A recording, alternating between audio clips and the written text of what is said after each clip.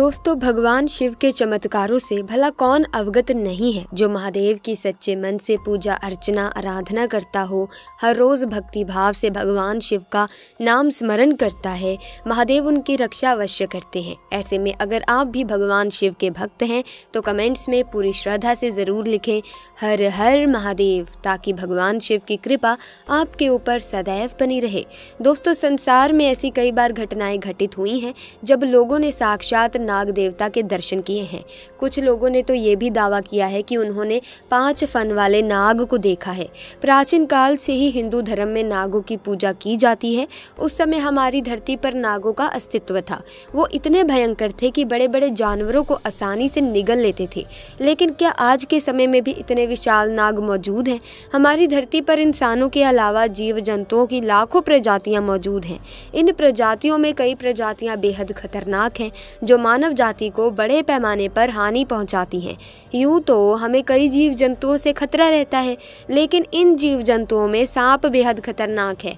आपको जानकर हैरानी होगी कि दुनिया भर में सिर्फ सांप की वजह से हर साल औसतन 1,38,000 लोगों की मौत होती है। सो प्यारे दोस्तों, आज हम आपको एक ऐसी घटना के बारे में बताने जा रहे हैं कि जब एक शख्स को बचाने के लिए साक्षात शेषनाग चले आए। आपको बताते हैं कि आखिर ये कैसे हुआ था।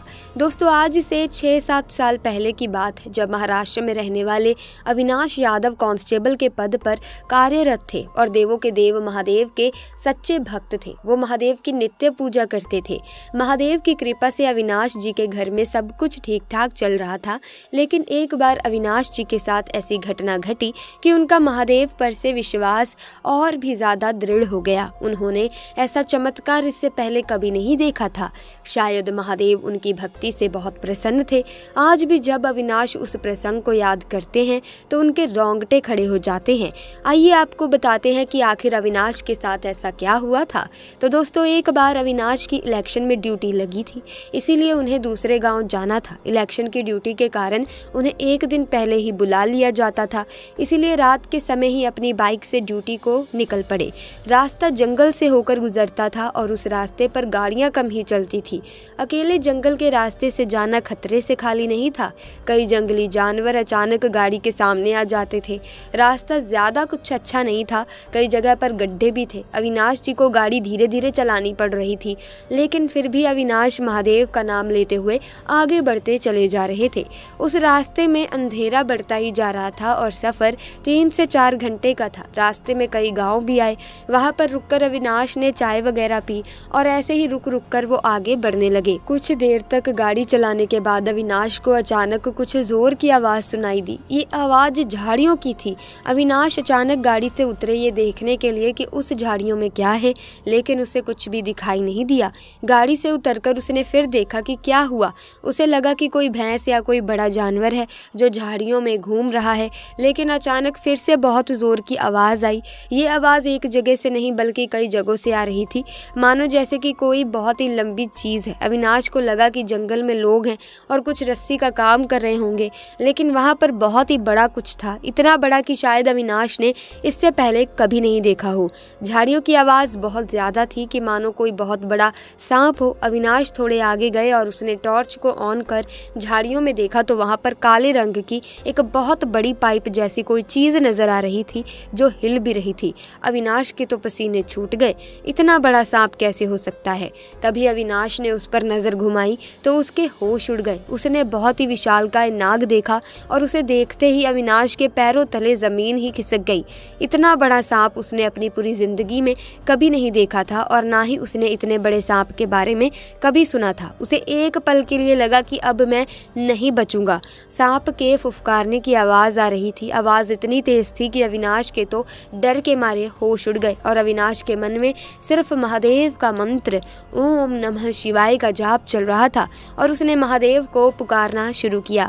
उसने कुछ समय तक तो महादेव का जाप किया, फिर उसे उन झाड़ियों में से आवाज आई जैसे कि वो नाग जा रहा हो। जब अविनाश ने आंखें खोलकर देखा कि नाग वहां से जा रहा है, पता नहीं कि वो नाग वहां पर कहां से आया था या फिर ये सिर्फ अविनाश का भ्रम था। इतना बड़ा नाग था, लेकिन वो दूसरे लोगों को दिखाई क्यों नहीं दिया?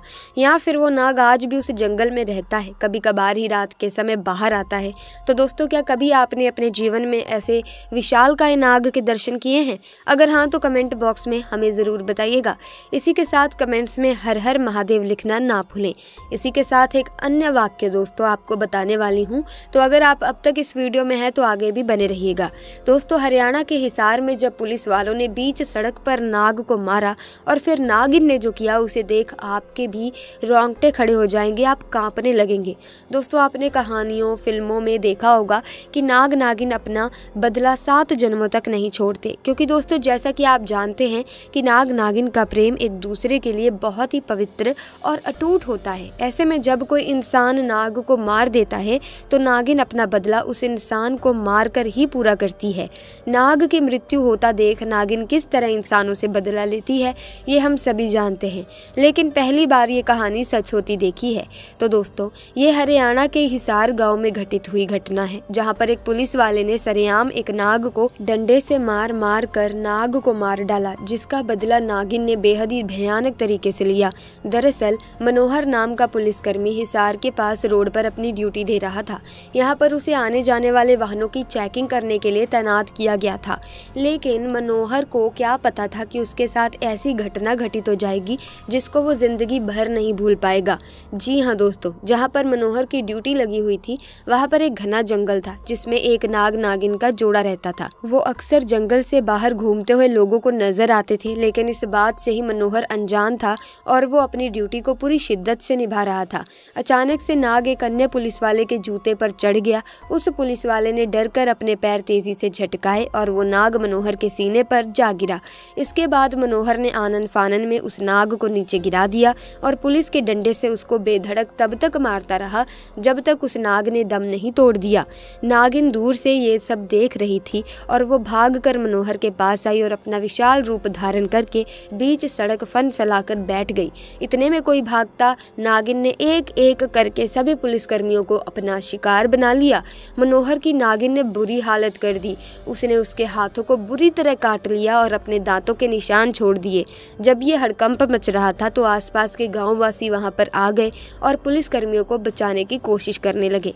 इतना ही नहीं, उनमें से एक गांववासी सपेरा था, उसने नागिन को जैसे तैसे काबू किया और बहुत दूर जंगल में छोड़कर आ गया। नागिन का भयानक आतंक देखकर लोगों ने समय रहते ही पुलिसकर्मियों को अस्पताल पहुंचाया। राहत की बात ये रही कि एक भी पुलिसकर्मी को अपनी जान गंवानी नहीं पड़ी, लेकिन मनोहर के लिए वो जख्म पूरी जिंदगी के लिए यादगार रह गया। मनोहर बताते हैं कि आज भी वो नागिन उनके सपने में आती है और उन्हें काटने का वैसा ही दर्द महसूस कराती है।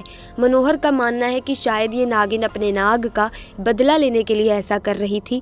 अभी भी वो उसका मकसद पूरा नहीं हुआ। इस हादसे से डरकर अब मनोहर ने पुलिस की नौकरी से इस्तीफा ही दे दिया और वहां से कहीं दूर चले गए। सो दोस्तों, कभी भी नाग नागिन को मारने की भूल कभी ना करें, वरना आपको इसका हर्जाना जिंदगी भर भुगतना पड़ेगा।